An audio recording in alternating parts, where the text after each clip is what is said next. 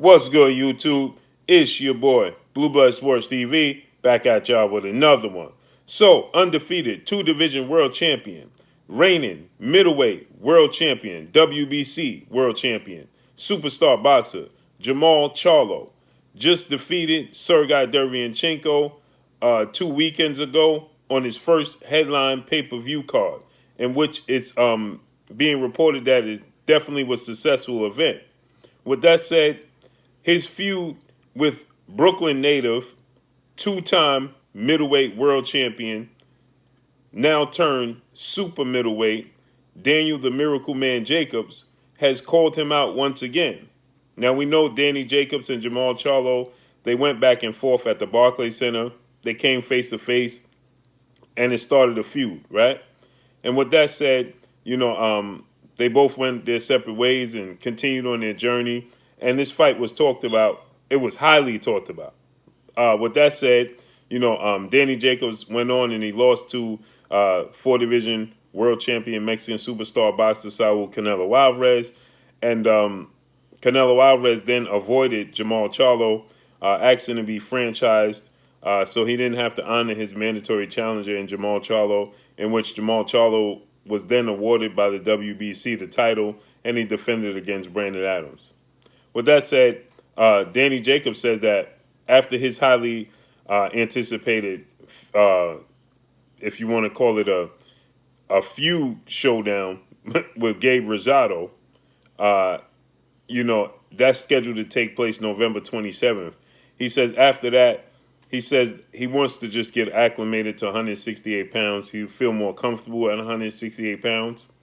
He said he heard Jermall Charlo say that he'll go up to 68 or even 75 to challenge Saul Canelo Alvarez. And Jermall Charlo was also just making mention of possibly just going up to 168 from 160 and challenging the likes of a David Benavidez or a Caleb Plant in the future, in the very near future. But he wants to unify at 160 at the middleweight division limit, right? At the 160 weight limit. With that said, Danny Jacobs is saying that he'll welcome Jermall Charlo to the 168-pound division. He says, and if he's not ready to make the 168-pound jump, he'll come down and meet him halfway, and they can have a catchweight. So he says that this is a fight that's been on his brain for quite some time. He truly wants to make the fight with Jermall Charlo 100%. He stated. He says 100%. I want to make the fight with Jermall Charlo. I'm expecting Danny Jacobs to be victorious against Gabe Rosado November 27th. But this would be a great fight, action-packed fight between Jermall Charlo and Danny Jacobs. Danny Jacobs is he was a very big middleweight. Now he's a super middleweight. He's a two-time world champion. He held the IBF and he held the WBA at the middleweight limit. So he's definitely a superstar in the sport of boxing. He lost two close fights to Canelo Alvarez and to Gennady Triple G Golovkin. And early in his career, he was knocked out, but he rectified that. He bounced back. He became a world champion, two-time world champion. So this would be an action-packed fight. There's a storyline, there's a history, and there's a feud, right? So it's definitely a story to build on, and it shouldn't be hard to make. Danny Jacobs, showcases his talents now on DAZN with Matchroom and Matchroom CEO and promoter Eddie Hearn, but he still takes advice from PBC, Premier Boxing Champions founder and advisor Al Heyman. So he still has a close relationship with Al Heyman, and this fight should be easy to make. They're both very big, they're both very powerful, and they both like to stand in the pocket. Not a lot of movement from either guy. So you're guaranteed to get some action and some, excitement in this fight. No way it's going to be a dud. That's not going to happen. And like I said, there's a feud there. I think that at this point in time, I think that Danny Jacobs, may have lost a slight bit of his hunger. I think Jermall Charlo is definitely looking out to prove himself to be the best. Danny Jacobs is a two-time world champion. Jermall Charlo is a two-division two-time world champion in his own right, and he's the reigning undefeated WBC champion. He's still undefeated. Danny Jacobs, like I said, he lost early in his career. He was knocked out. and he lost to Gennady Golovkin and Canelo Alvarez. So he has experience and tasted defeat. He knows how to lose, so to speak, right? And Jermall Charlo doesn't. So there's going to be an experience situation for Jermall Charlo as well.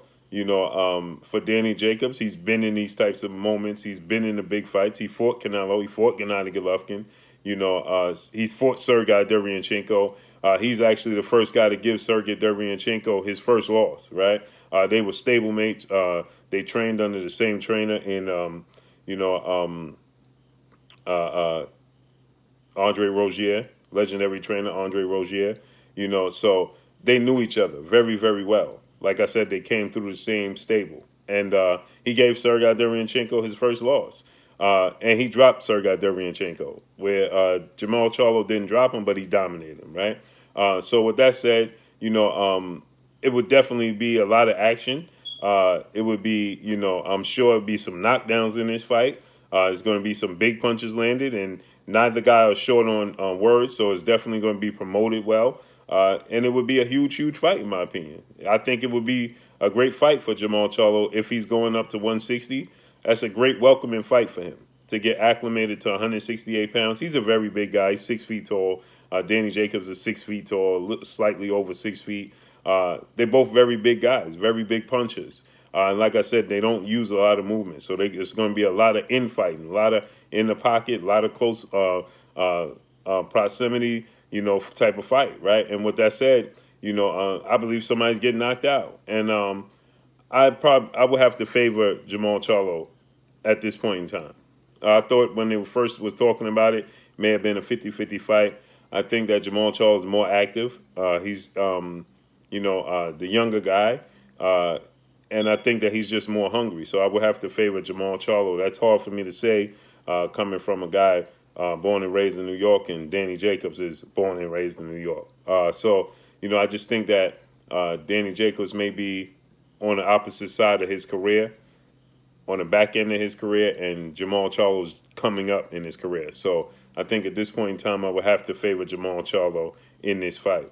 But like I said, action-packed fight. Jermall Charlo definitely has to be on his P's and Q's in that fight. Danny Jacobs is quicker, with more power, and more accurate than Sergey Derevyanchenko. So this Danny Jacobs will be Jermall Charlo's toughest test in his career.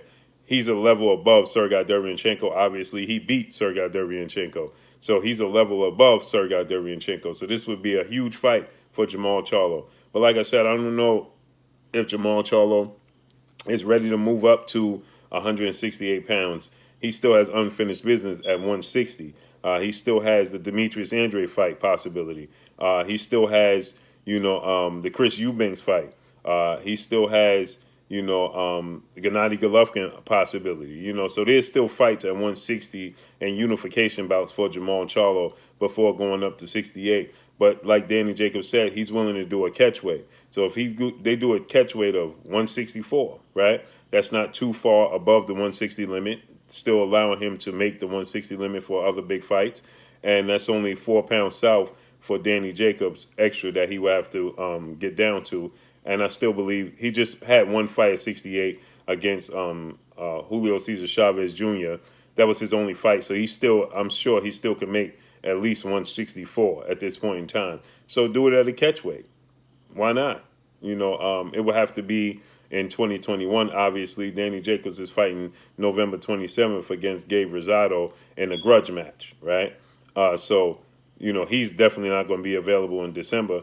But I think if he didn't have the Gabe Rosado fight in November, this would be the perfect fight for Jermall Charlo in December. He said he wanted to stay active. He wanted to get another fight in.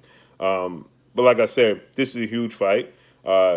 If everything clears up with the pandemic and the social distancing and things of that nature, maybe this fight could take place at the Barclays Center at some point in time in 2021, right? It would have to be the middle because Danny Jacobs fighting late November.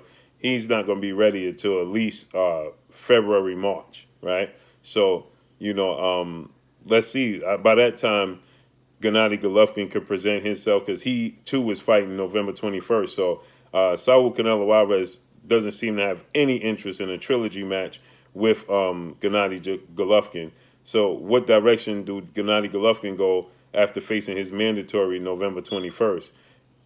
The Jermall Charlo fight only makes sense. It's a unification bout. Gennady Golovkin holds the IBF. Jermall Charlo holds the WBC. It's a unification bout for Gennady Golovkin, right? So why not make it happen?